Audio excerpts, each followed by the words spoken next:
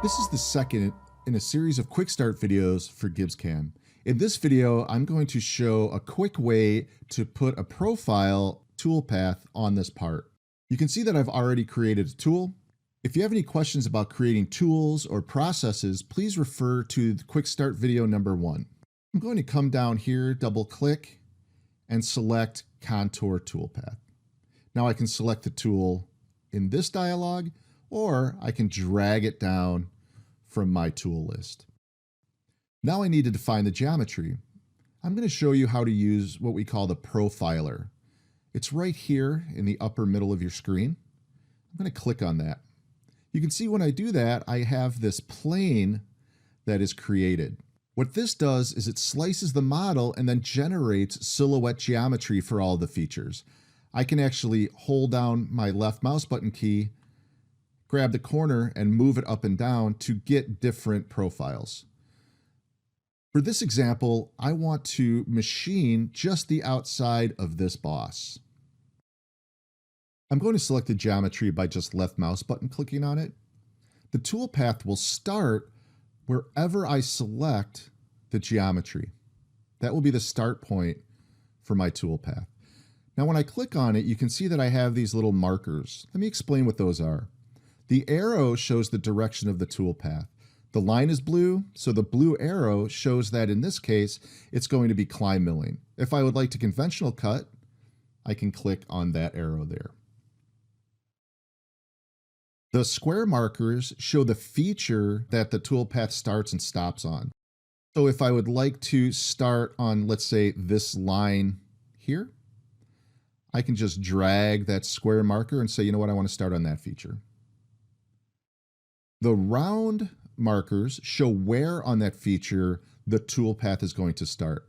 So I could start it there, or let's say I can start it all the way at the end over here.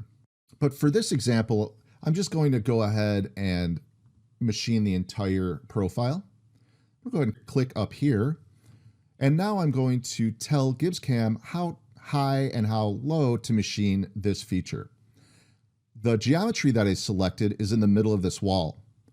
It doesn't matter because I can come up here in my process dialog. I'm going to highlight this box. This represents the top of the feature. I'm going to hold down my Alt key. You can see I get a square cursor, and I'm going to click. You can see that it automatically populates the depth of that face relative to my coordinate system 0. So next is going to be the bottom of my feature. Let me highlight that. Hold down my Alt key, and I'm going to click on this bottom face. So there's the start of my profile, there's the end of my profile. And now I just click Do It. I can click Do It in this box. Let me move this out of the way. I can also click it over here, or I can right mouse button click and click Do It. And there's my profile cut around the part. Let me show how to modify this a little bit with just a couple steps. What I would like to do is take this in multiple passes, not just one finished pass. In my process dialog, you can see in this square, it says Z step. It's going to step down 375. Let's say I'm going to change that. I want to take it in a few steps. So we'll say 50 thousandths. And you can see that it automatically calculates it. It's going to do it in 8 passes. If I click Do It, it's going to add another toolpath into my tree on the right. What I want to do is just redo the original toolpath. That's the button right next to here, or down here.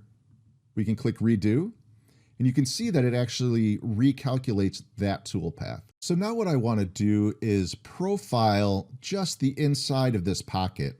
Not a complete chain around it, but just this profile.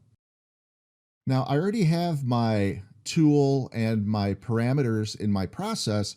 I just need to change the geometry. So instead of clearing this out and having to create a whole new process, I can just use this process, repick the geometry and click Do It, and it's going to create a new process over here, or new operation over here. Let me show that really quick. I have it highlighted. I'm going to change the geometry. I want the toolpath to start on that feature, and I want it to end. I'm going to pull my black square over on that feature. Now we can see that it's going the wrong way, so I'm just going to go ahead and reverse it. So here you can see it's conventional cutting. If I wanted to switch that, I would just switch these arrows to the start and the stop. So now it's conventional cutting. I want to make sure that my top and my bottom of the pocket are the same. I'm not sure if these surfaces are even. So let me go ahead. It's really easy. I'm going to just select that box, hold down my Alt key, hit the top. Of course, that doesn't change. And now I'm going to go ahead and click the bottom. You can see that it changes a little bit. So now I'm just going to go ahead and click Do It. And we can watch on the right-hand side, it creates a brand new toolpath.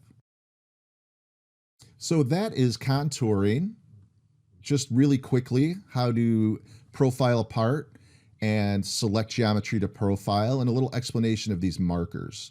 If you have any questions, please contact tech support or your local reseller.